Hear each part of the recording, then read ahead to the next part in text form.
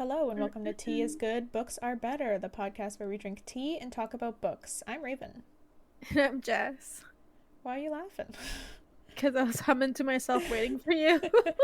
And then you started. It takes me a second to press record, okay? Okay.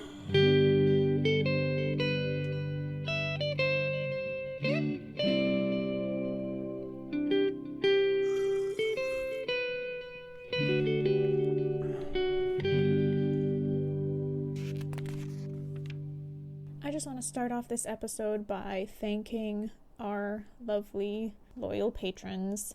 I honestly don't know if we would still be doing this podcast without you guys, so it means so much to us that you are still sticking around with us. And those lovely people are Tobias, Jake, and Eric. Thank you so much. We love you. We are not worthy. You're the best. What are we drinking today? I'm drinking an apple cinnamon turmeric tea. Oh, Tastes like fall. that sounds fancy. Where's it from? Tastes like dessert. Superstore. Ooh, that's how you know it's good. It's one of the ones that claim to have like health benefits. It's like vitamin C. Oh, interesting. I'm drinking a blackcurrant tea. Blackcurrant? Blackcurrant? Is that a berry? Yeah. I don't actually know how to say it though. Is it blackcurrant? I think it's currant. Blackcurrant. Yeah, blackcurrant. It's kind of bomb. Awesome. Just a heads up for this episode, Jess is like not coming through every time she speaks for some reason. I don't know why. Remember back in the day when we used to sit in your room and record an episode and then eat dinner and then go over to record another episode? Yeah. Those were the days. Yeah. Simultaneously harder and easier at the same time. Yeah. Yeah. It was so much more work though, actually. I had to drive over there every time, and then it was like setting up the recording on my laptop. Yeah. Making sure the sound was decent when we're both using the same microphone. Mm-hmm. So yeah, this remote setup is probably better. Although now we get this issue and you're like cutting out half the time. Yeah. What the fuck? I don't know. It's only recently that it's been started doing this. Was it just today? No, it was doing it the last episode. Or the last recording. So I don't know. But anyway. Just a warning for the people. And I may have to ask you to repeat yourself. Okay. Alright. Where did we leave off our characters? Jaime has arrived back to King's Landing, and he meets with Cersei first before she sends him to their father, who wants to strip Jaime of his Kingsguard title, or Lord Commander of the Kingsguard title, Dang. and send him back to Casterly Rock to be the Lord. But Jaime refuses, and Tywin disowns him. Damn. Sansa. Sir Danto sneaks Sansa out of the city and into the hands of Littlefinger, who has orchestrated the death of Joffrey and Sansa's friendship with Dantos. Sir Dantos. Do you think that he actually orchestrated that friendship, or did he just kind of take advantage of Dantos's obsession with her? Definitely could have been that. He's such a Knowing how mystery. sneaky he is. Yeah. It's a real sneak. You don't know what's going on. True. Alright. Chapter 67 is Jaime. Jaime, what are you up to? Seriously, though. He's been Right? missing from Tyrion's trial. He hasn't visited Tyrion in his, like, tower prison at all. So, what the fuck Abandoned. has he been doing? Abandoned. ABANDONED. Abandoned. Whoa. Alright. We're gonna be good now. Are you just telling me to shut the fuck up so you can speak? Yes. Okay, go on. It's my turn. Yep. Yay. Jaime is in the White Cloak quarters, the Kingsguard quarters. He had moved all of his belongings to the Lord Commander's rooms, above all of the other rooms, and is sitting at a white table, looking at the White Book of the Kingsguard. Jaime had been to Tyrion's trials, standing at the back with no one recognizing him, and Cersei had been avoiding him. He feels like a stranger in his own home. Back to the book. It's huge, it's 2 feet tall, 1.5 feet wide, 1,000 pages thick, and it's covered in white leather with gold hinges and fastings. Damn. That's a big fucking book, yo. Yeah, sounds a little bit like that Bible that you were gifted once. Do you still have that? Yeah, I pulled it out recently to show Johnny. It's so pretty. Right? He was blown away. Like, he felt inspired to read just for a little bit. Right? That's a Bible that makes you want to read the Bible. Right. I was telling Jake about it the other day for some reason. I don't remember why, but I was like, I wonder if she still has it. Heck yeah, I do. Yep. It's protected in its little box. Yep. Okay. It's called the Book of the Brothers, but everyone just calls it the White Book. The White Book contains at least 1 page of every knight who has served the Kingsguard to record his name and deeds and sigil. It's the duty of the Lord Commander to keep the book updated, so it's his duty to enter the deaths of Sir Mandon Moore and Sir Preston Greenfield and the brief service of Sandor Clegane, who I forgot was part of the Kingsguard. Same. And new pages had to be started for Sir Balon Swan, Sir Osmond Kettleback, and the Knight of Flowers. Jaime notices that Sir Barristan Selmy had recorded his own dismissal before leaving, and he notices that his page is rather short and uninteresting. He thinks that Sir Gerald, who was the Lord Commander before Sir Barristan, could have written more about how he helped Sir Arthur Dane break the Kingswood Brotherhood. And I was like, who the fuck are they? The Kingswood Brotherhood? Yup. I had to Google, and apparently back during the reign of King Aerys, the Kingswood Brotherhood was an infamous outlaw organization operating out of the Kingswood. They gained recognition by kidnapping several nobles and evading early attempts to capture them. Ultimately, they became such a nuisance that King Aerys sent a detachment of soldiers led by members of the Kingsguard, Lord Sumner Craighall, and his 2 squires, Jaime Lannister and Merritt Frey. Oh, Jaime was his squire. One of them, 2 squires working together. Oh, shit, dude. For this Lord Sumner. And apparently the Lord Commander, Sir Gerald Hightower, was injured in an earlier raid by the Brotherhood when they attacked Princess Elia Martell's escort through the woods. Okay, these are all details I'm gonna forget real quick. Right. And apparently the king sent another group after them led by Sir Arthur Dane later on, which I guess Jaime mentions later on. Okay. Oh, so he continues thinking about how he had saved Lord Sumner's life when Big Belly Ben, one of the outlaws, was about to smash his head in, and that he had held his own against the Smiling Knight, another one of the outlaws, who Jaime describes as a madman, cruelty, and chivalry, all jumbled up together. Cruelty and what? Cruelty and chivalry. Chivalry? Why can't I say it? Cruelty and Stop looking at the word, and then maybe you can say it. Chivalry. Chivalry. There you go. Awesome. Cruelty and chivalry, all jumbled together. The Smiling Knight sounds creepy as fuck.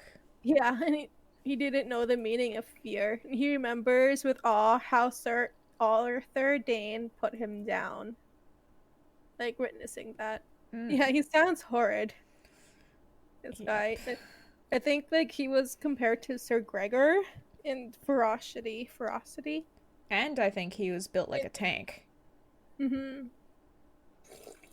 I did notice, before you move on from the book, that Barristan Selmy was named the Bold in his 10th year. And it's... Does that mean, like, At age 10? Right? Like, is that age 10 or is that his 10th year of like being in the service? Let me pull that up again because I was like, wait, he was called the Bold when he was 10? Whoa. Isn't that when they start squiring? Right?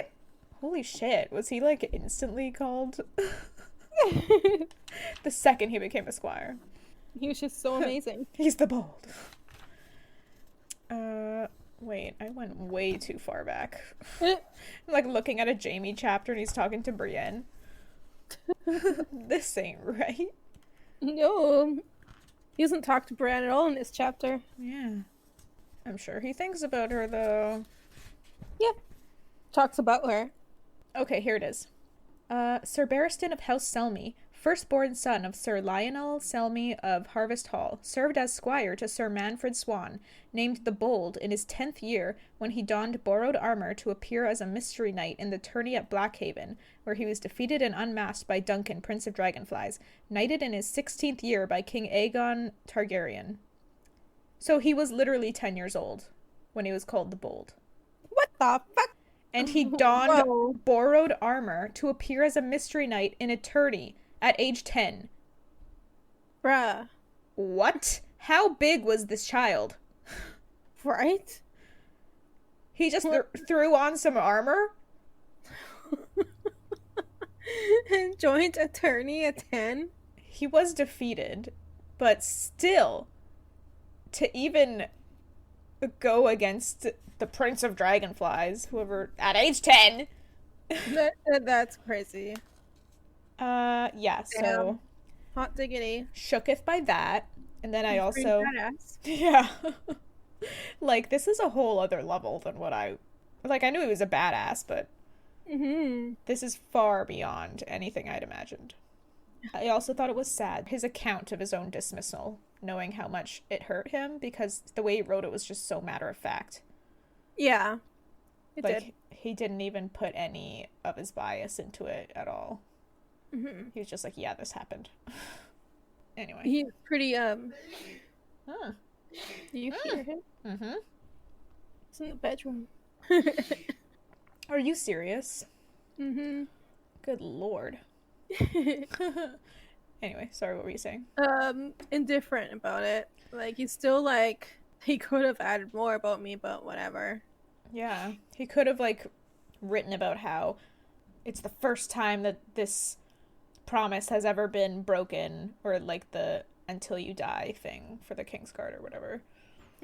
He could have mentioned something like that, but nope, he just wrote, was dismissed in his 60th something year by King Joffrey Baratheon. Or is he 50 something? Yeah, around there. Somewhere around there. Yeah. He thinks about how that the boy he had used to be is long dead. Quote, that boy had wanted to be Sir Arthur Dane, but someplace along the way he had become the Smiling Knight instead. Oh no. I think probably. He became like real. Jaime was pretty nasty. I mean, at one point, like so cocky and arrogant, fighting anyone, killing people. I mean, he stabbed his own king in the back. Yeah. But I mean, that can be argued that was for the greater good, but still. I think that's probably what triggered him to kind of like lose himself. Oh. Like, all of everyone turning against him when he saved them. Right. So probably interesting. Did something to his psyche. Everyone's calling him a monster, so he's just like, fuck it, I'll be a monster. It kind of sounds like what happened with Tyrion when he was wandering through town and people were like calling him the devil monkey or whatever it was. And he was like, I literally just saved your asses. Yeah. Or like, that's what I'm doing all the time, is like, I'm trying to fight back against Joffrey's cruelty, and yet you people call me the devil monkey. Interesting. They have some stuff in common. They do. Maybe that's why they can connect when like Cersei and Tyrion can't. They can relate. When his brothers arrive, he puts the book down and they start their meeting. He asks how King Joffrey was murdered under their protection, and if Tyrion really did poison him. Sir Mern is adamant that it must have been Tyrion, but Sir Loras thinks it was Sansa who poisoned the cup in an attempt to murder his sister, and that's why she ran. Jaime thinks that makes sense and that Tyrion just might be innocent. Oh. Jaime says that he means for Tommen to live till he's old and grey, and he tells Sir Boros that he is now Tommen's official food taster. Yeah. Sir Boros angrily refuses, but Jaime reminds him of how he handed over Tommen to Tyrion's sellswords and that he should have died before letting that happen. This is the same guy. I can't believe he's back in the Kingsguard after doing that. Yeah, Tyrion brought him back. Fucking what the fuck? And Jaime was like, he should not have done that. I don't. What is the motivation for doing that? Like, what? Why? I think they just needed Kingsguard. Like, desperate for more, maybe. I think it'd be better to have no Kingsguard than to have one who's gonna give up your king. Right, I agree. What the fuck? Sir Boros retorts that Jaime killed King Aerys. Ugh. So Jaime threatens him to a fight, and Sir Boros backs down and then leaves.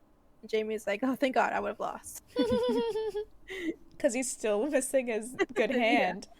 He doesn't know how to fight with his left hand yet. Yeah. Jaime turns to Sir Osmond Kettleback and asks how come he's never heard of him. Sir Osmond explains that he used to be a sellsword, basically, before he was knighted by Sir Robert Stone, who Jaime is like, I never heard of that guy either. Sir Robert Stone. Isn't that a bastard name, Stone? It is a bastard name. Oh. But I don't remember this guy. Do you? Robert Stone. Jaime doesn't recognize the name either. Yeah, no. So he doesn't quite believe this, and he thinks Cersei was crazy to put a man like him in the Kingsguard. But he dismisses him and then turns to Sir Mern. Jaime asks where in their vows does it say to beat women and children, bringing up how he had heard that Joffrey had ordered him to beat Sansa Stark. Sir Mern says that he was just following the king's orders, so Jaime tells him from now on, he shall only follow orders from Cersei, him, and his father. That the king is only 8, and that their duty is to protect him even from himself, and then dismisses him. I liked he used like an example. Do you remember what it was? It was like, if the king orders you to water his horse, then do it. But if he orders you to kill his horse, come to me. Oh, yeah. It was something like that. So water and set up the horse. Set up the horse. Jeez. Saddle the horse. Right. Then do it. But yeah, if he orders you to poison it, it'll come to me. Yeah. Jaime turns to Sir Balon Swan. He brings up how Sir Balon's brother and father have fought opposing sides in the war and demands to know what will he do if one of them came between him and the king. And Sir Balon swears that he will not do what Jaime did. Jaime likes this and dismisses him, and then it's just him and Sir Loras. Jaime starts out by telling Loras that he's better than him at everything at his age, which he also kind of like in the back of his mind he's feeling kind of embarrassed, like, why am I like measuring cocks with this guy? Right? I was like, it's because he lost his hand and he's feeling like self-conscious now. Now there's a young, strong guy in here. And as they talk, Jaime realizes that Loras is exactly like him when he was at that age, like arrogant, strong. We learn that Loras had taken Renly's armor and given it to his brother Garland at Littlefinger's suggestion to frighten Stannis' men during the war.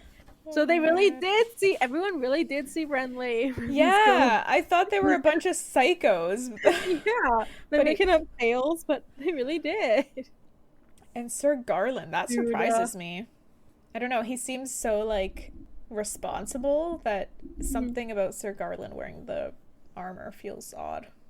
They probably agreed that it's a good battle tactic, yeah.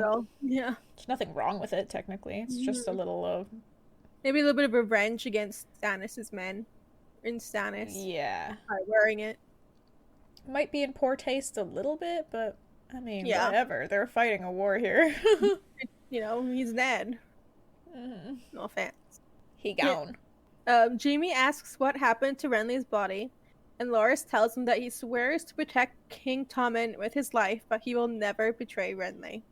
Jaime notices that talking about Renly has made the arrogance in Loras disappear and that he's being honest. Jaime tells Loras that Brienne is in a tower cell.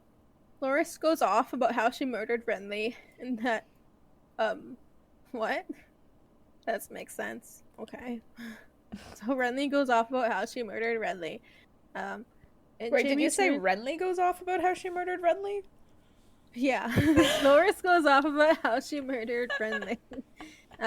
Jaime turns it around and says that he was there when Joffrey died, so he must have been a part of the murder. Jaime tells him that he believes Brienne when she says it was a shadow that murdered Renly. Loras finds this absurd, but confesses that Renly's armor had been pierced through, which would have been impossible for even Sir Gregor Clegane. He even questions why don someone's armor just to kill him after, but he still finds it like way too hard to believe that a shadow did it. Jaime tells him to go to her cell and question her himself, and Loras agrees to and leaves. Jaime thinks about how he should get a golden hand for his stump, but he has other debts to pay first. And that is that chapter. So, Loras mentions when they're talking about Brienne, that Renly had thought Brienne was grotesque and only kept her around so she could die for him. Yeah. Yup. How vile is that? Apparently, he said that he didn't really trust the other knights as much because they all wanted something from him, but she only wanted to die. So he kept her around. He knew that she was the most honest and loyal, I guess, so he pretended that he admired her and thought she was grotesque. Fuck you, Renly. Fuck you. Talk about my girl like that. How dare you? How dare you? Rude. Yeah. It also seemed like Loras was actually considering that Brienne may be innocent. Yeah, he was hearing what Jaime was saying to him. Yeah, but then he also mentioned Robar and Aemon, who I guess were also in the tent at the time, and he killed them because I guess he thought they were in on it. Yeah. Or they had let Renly die at Brienne's hand. Yep. So he had killed those two for being negligent guards, I guess. So he's kind of like, if Brienne is innocent, then I killed two innocent men. Yeah, he did. And Jaime had to lie to assure him that he would have done the same. Yeah. To make him like not lose himself. Yeah. Awkward. Awkward. Also, Jaime was totally at Tyrion's trial. He was. He has been watching this whole time. It mentions right at the start of the chapter that Jaime has been at every session of the trial, I guess, and he thinks that Tyrion is either ignoring him or just doesn't recognize him because I guess Tyrion hasn't given him any was attention. aware that no one recognized him. And there was a moment where he looks at a looking glass and he doesn't even recognize himself. Mm-hmm.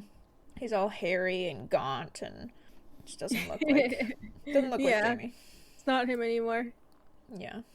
Interesting chapter. I liked him speaking to the Kingsguard one by one. That was interesting. Yeah, I like that too. I think it showed a lot of leadership in Jaime. Getting to know all of his men. He's and then, like instructing them as per like who they are. Right. Giving them separate tasks, I guess, based on their skills or their level of loyalty. Yeah. Something else that I've noticed too is that the Kingsguard, they kind of like are known as the brothers or the brotherhood or whatever. And They all wear white, and the Night's Watch are also brothers, and they all wear black. I was like, ooh, this is interesting. It is. Don't know if that means anything, but I just saw a connection there. A little pattern. Can very well be. Anyway, that's all I got on that chapter. Hey everyone, just a quick aside. We just became affiliates of Buzzsprout, which is the hosting platform we use for our podcast. If you are interested in creating your own podcast, please consider using Buzzsprout. It made it easy to get our podcast on Spotify, Apple Podcasts, and dozens of other streaming platforms. They also provide you with a podcast website, detailed analytics to see how your episodes are performing, and tons of guides on how to improve your listenability. And if you follow our link in the episode description, you will get a $20 Amazon gift card when you sign up for a paid plan, and it helps support our show. Thank you. Back to the episode. Salsa?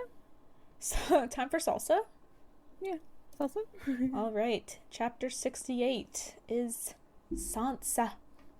Sansa. Sansa is sick for most of the voyage with Littlefinger, seasick and terrified.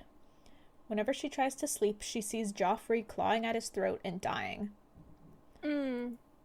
Sometimes, though, she dreams of Tyrion. And, yeah, she tells Littlefinger at one point that Tyrion did nothing. Littlefinger admits that Tyrion didn't kill Joffrey, but says his hands are far from clean. Littlefinger tells Sansa that Tyrion had a wife before her, and when he grew bored with her, he made a gift of her to his father's guardsmen. Which was shocking to read. Like, does Littlefinger not know the truth? Or I think he does know, but he's twisting it to get Sansa to dislike him and to trust him instead. Right. Manipulating her opinion on her husband. Because I was wondering why he would lie to Sansa about it if it is a lie. Because of who he is as a person. If he can make everyone else sound terrible and untrustworthy, that makes him look better and better. So, I guess it makes sense. It's very manipulative and it's very Littlefinger. Once they make it close to the Fingers, Littlefinger says they will make for shore. Sansa wants to wait on the ship until they head to White Harbor, but Littlefinger says this ship is not going there. Sansa's confused. He told her they were sailing home. But Littlefinger says the Fingers is home. If she thought they were making for Winterfell, she was mistaken. Winterfell is taken, burned, and sacked. All those she knew and loved are dead. He then mentions her aunt, the Lady Lysa, and he are to be wed. She is already riding to meet them. Sansa does not know how to feel about this. She thinks that it was her mother, Catelyn, that Littlefinger loved. But she's dead now, so even if she had loved him secretly and given him her maidenhood, it didn't matter anymore. I think we were questioning in the last episode, or the episode before that, the previous Sansa chapter, if that's what Littlefinger was implying. So, sounds like this is a confirmation here. He was implying that Catelyn gave him her maidenhood. I think he's lying. Do you? Yeah, I do. We did discuss this a little bit, and I had my my Lysa and Littlefinger theory. I'm still on with the Lysa and Littlefinger theory. I think it was her. Yeah, but maybe he fantasizes that it was Catelyn. So you think that he slept with her on purpose, knowing it was Lysa, but like was tricking himself into thinking it was Cat? Or is lying to himself about it? Oh, maybe he is lying to himself. Or maybe he's just lying because he's a liar. My theory that I had mentioned was that Lysa tricked him into thinking she was Cat, like in the dark or when he was drunk or something. But I was thinking over this past week, and I'm thinking now that maybe it's not as malicious as I previously thought. Like perhaps Lysa wasn't intentionally trying to trick him into thinking she was Cat. Maybe he was super drunk, she came onto him, and they fucked with Peter thinking she was Catelyn. That is also a valid theory. That's kind of what I'm leaning towards. Because I still think it's super weird that he would lie about Catelyn giving him her maidenhood. It is weird, but we don't really know Littlefinger's motives just yet. Yeah. I think. I mean, it's definitely possible that he's just lying about it. Mm-hmm. But it doesn't make sense to me yet, but it could later on.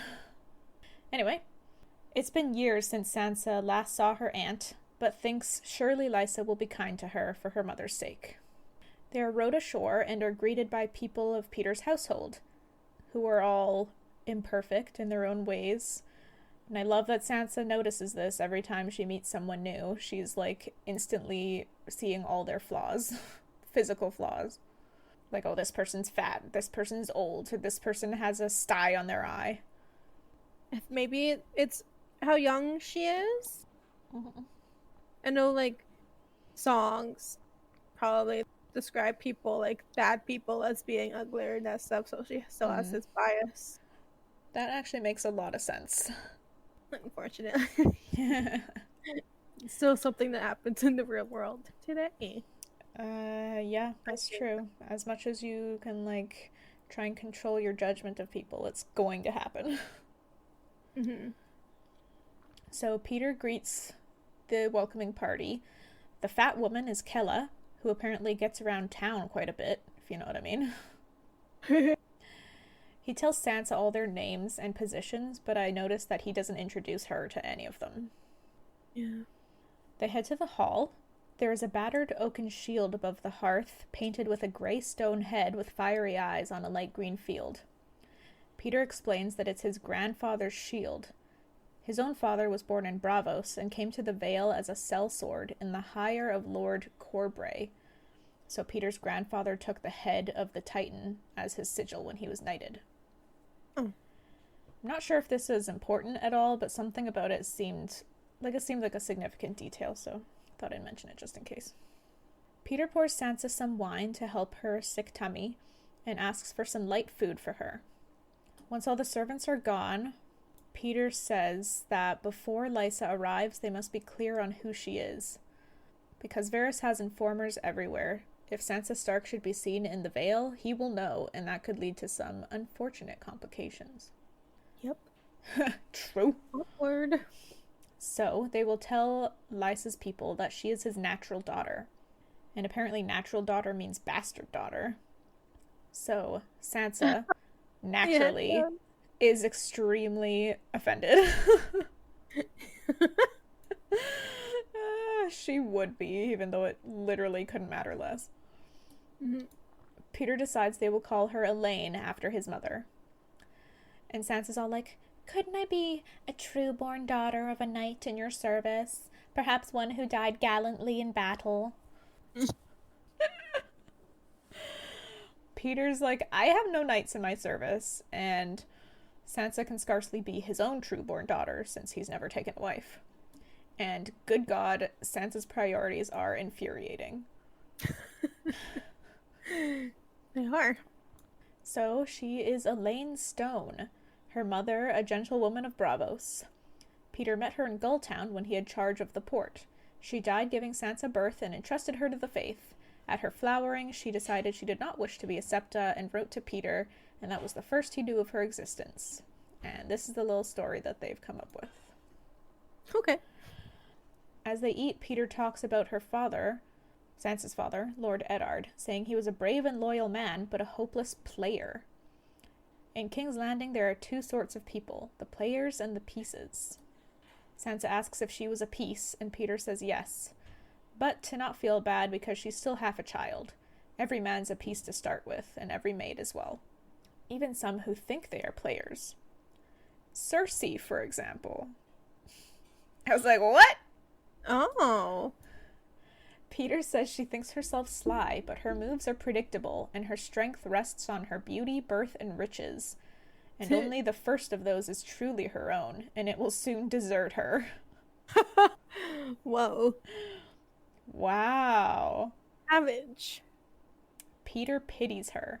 He says she wants power, but doesn't know what to do with it when she gets it. He tells Sansa that everyone wants something, and when you know what a man wants, you know who he is and how to move him. Sansa asks if he moved Ser Dontos to poison Joffrey, but that makes Littlefinger laugh. He says he could never have trusted Dontos with such a task. All Dontos had to do was make certain she wore her silver hairnet that day. He says he isn't friendless in King's Landing, and he suddenly calls Oswell over and has Sansa take a look at him. She is pretty certain that she doesn't know him, other than meeting him on the boat for the first time. But Oswell says she might have met his 3 sons, and that's when Sansa recognizes him as a Kettle Black. And then Peter dismisses him and asks Sansa, or Elaine, now as he's calling her. He asks her which is more dangerous, the dagger brandished by an enemy or the hidden one pressed to your back by someone you never even see. Sansa says the hidden dagger, and Peter agrees. He tells her when the imp sent off Cersei's guards, she had Sir Lancel hire sellswords for her, and he found her the Kettle Blacks. This delighted Tyrion, since the lads were in his pay through his man Bronn, but it was Littlefinger who told Oswell to get his sons to King's Landing when he learned Bronn was looking for swords. 3 hidden daggers perfectly placed. Wow, this is like... he's 10 moves ahead of everyone else. He is. He's planning well. Like, this guy is a major player. Like, no wonder he is where he is. Like, how do you even... Bruh, he's just prepared for anything. Like, I don't even know if he had a plan already once the Kettle Blacks were there, or if he was just like, you know what, it would probably be a good idea to have some dudes who were there. Right?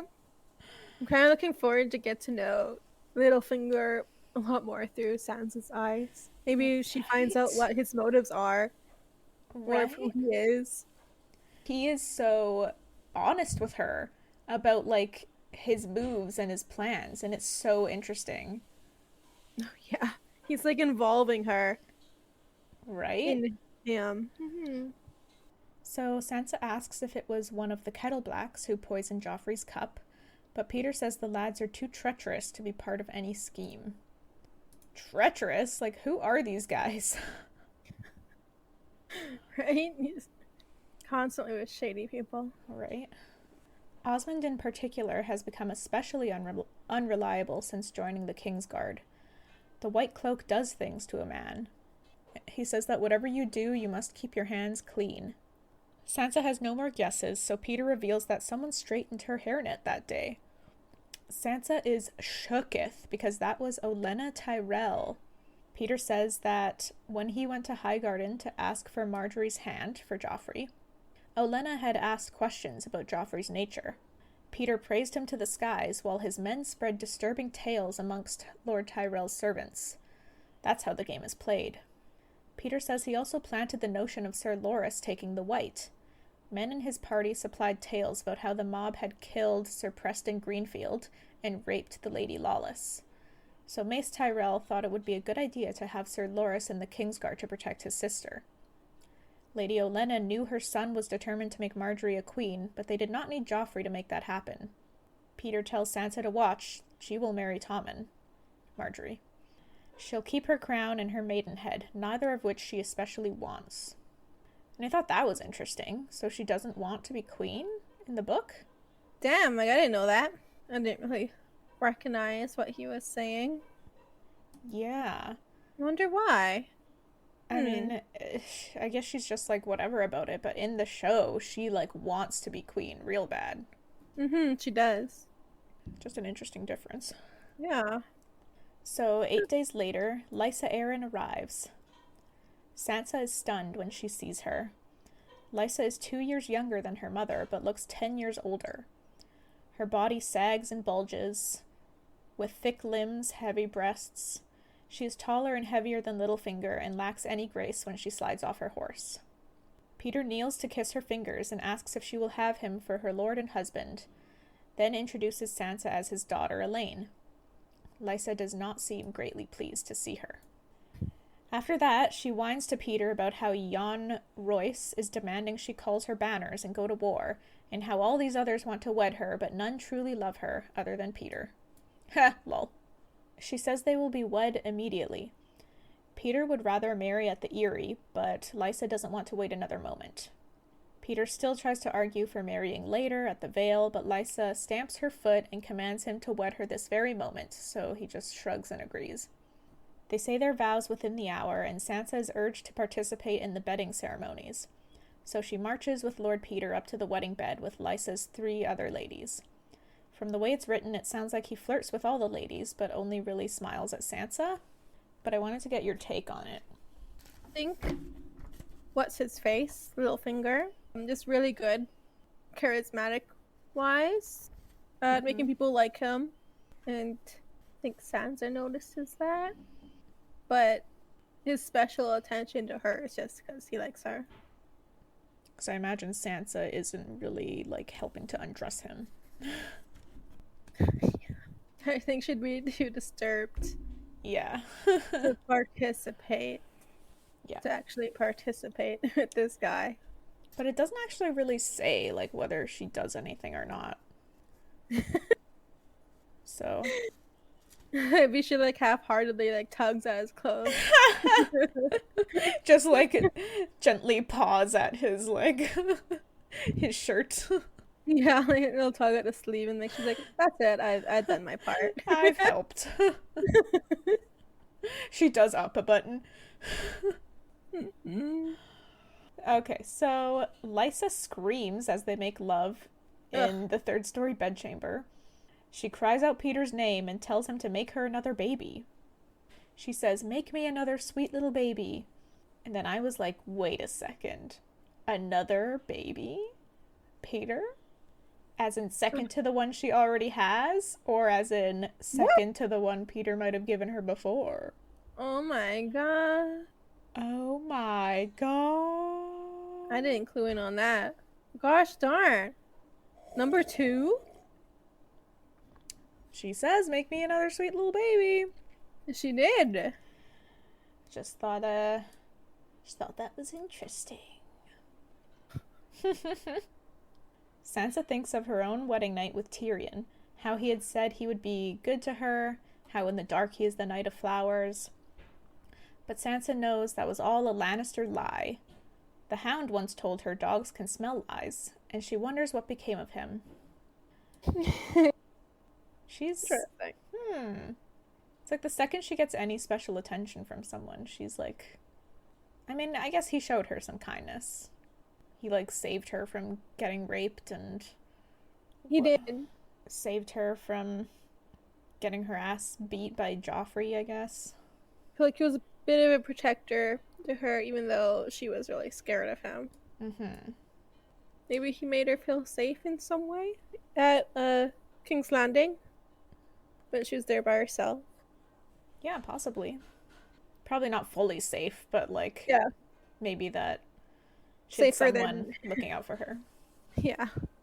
She sits in the hall petting a blind dog when her aunt's singer, Marillion, approaches. Marillion. Is this that guy? Yeah, it was with the Tyrion chapter in the first book. Dude, Tyrion Atlan's. It just hit me now.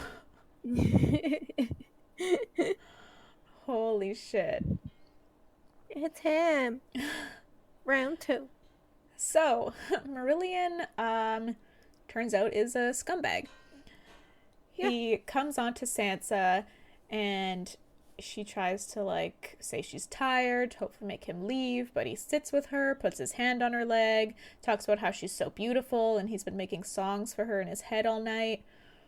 Sansa demands he unhand her, but he starts insisting that bastard-born wenches are lusty, and she must want him so bad.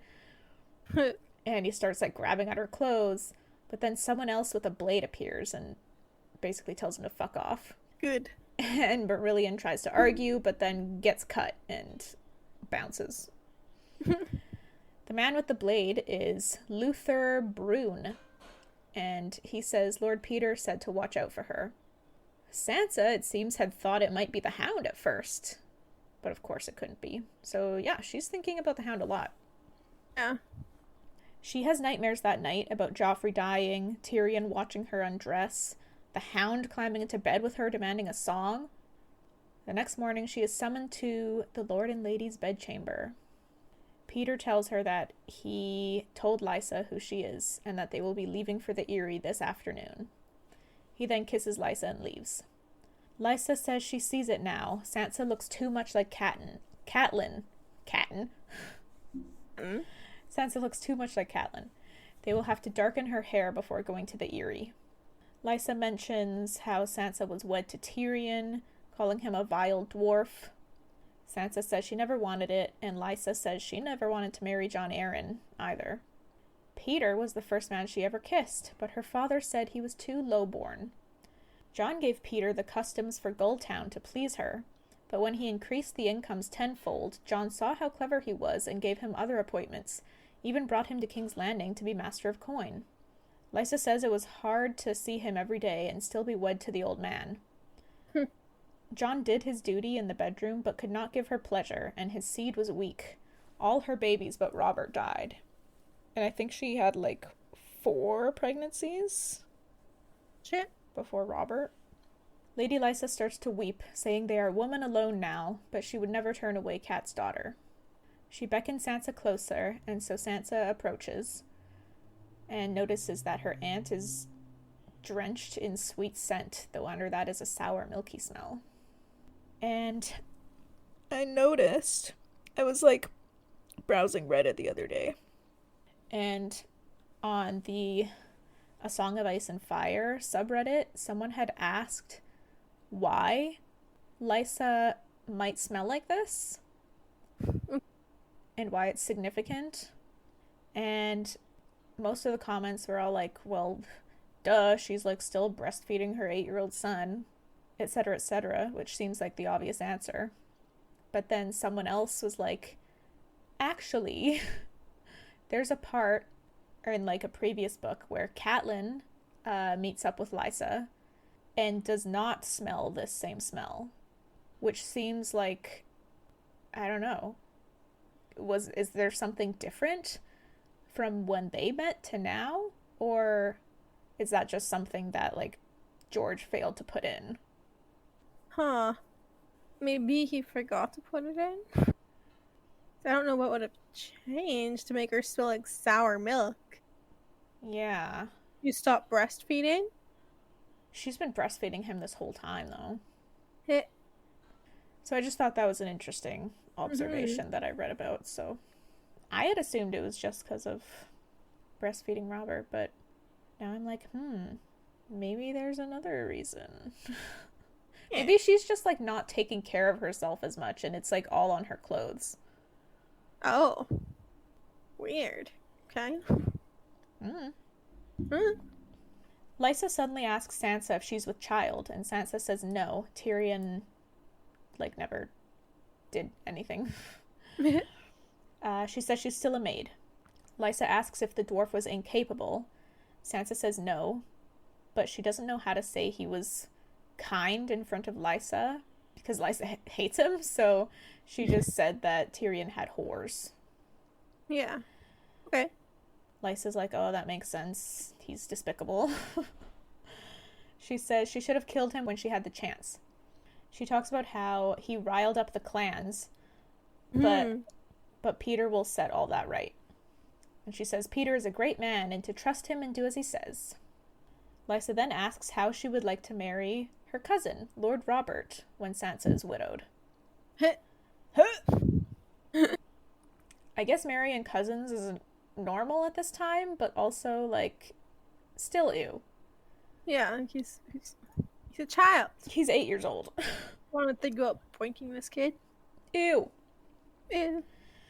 All Sansa knows of Robert Arryn is that he is a sickly little boy, and she knows Lysa just wants her claim. No one will ever marry her for love. I thought that was a sad realization for Sansa.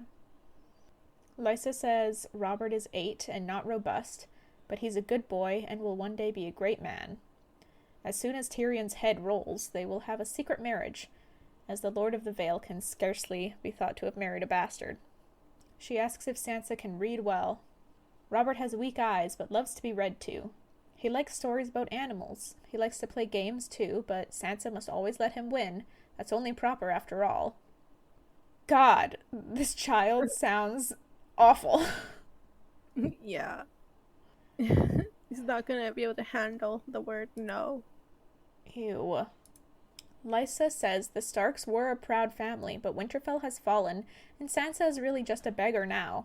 Gratitude and obedience will become her. Fucking ew? Anyway, that's that chapter. And Lysa Arryn is on my shit list now. I think it's so manipulative and abusive. I don't know. To me, it sounds like what abusive men tell their girlfriends or wives to make them stay with them. Like, tell them they aren't worthy, no one else will love them, etc., until the point that she starts to believe it. So Lysa's all like, oh, Winterfell's fallen, there's no one else left for you, you're a beggar now, like, we're doing you a favor. Yeah, to make her, lose sense of her worth. Yeah. Anyway, that's a chapter, and Peter's still a mystery. Whatever happened between Peter and Lysa, I am dying to know. This is like the most interesting mystery for me right now. Yeah. Yeah. And then Lysa's on my shit list. How about you? What are your thoughts on this chapter? I think it was pretty creepy. Basically being told, like, by the way, we may have saved you from being a slave, but here you are. You're gonna be another slave to these people instead. Like, she's just being passed off from one person to the next. Right. Like, out of no rights. Out of the pan and into the fire, however it goes. Mm-hmm. Yeah, she has, like, no freedom anymore. You're so right. It's like basically this. She just had to be obedient back in King's Landing, and like now Lysa's like, "Yep, you just be obedient, and we're gonna force you to marry someone you don't want to marry." It's the exact same shit. Good point. It's freaking suck. Damn, dude. Sucks to be Sansa. Yeah, no kidding. This is like pissing me off for Sansa on her behalf. Well, that's going to be it for this episode then. If you want more of the podcast, please follow us on Instagram. You can follow the podcast at TIGBAB Podcast or follow us individually. My handle is Crimby and Jess's is just.egan24. You can also find us on Facebook. Just search TIGBAB Podcast or Tea is Good, Books Are Better, and we will show up there. Also, please subscribe to our good friend Bahrami on YouTube. He's the one who made our jingle, which you heard at the start of the episode, and he makes some really cool music. That's Bahram. You can also find him on Spotify as Bahrambient. That's Bahrambient. And please check us out on Patreon, patreon.com/teaisgoodbooksarebetter. We have a few different tea-themed tiers with fun rewards, including outtakes, BTS stuff, and mini episodes in which we force our brother to watch Game of Thrones, which he absolutely hates. So it makes for some fun discussions/arguments. Finally, if you would be willing to share the podcast with your family and your friends, it would be a huge help to us to grow the podcast. Thank you so much. Join us next time for who's next? We have John. John, Tyrion, and Dany. The last Dany chapter. Ooh. This book. I'm curious about that one. Yeah. Thank you for listening. Bye-bye. Bye.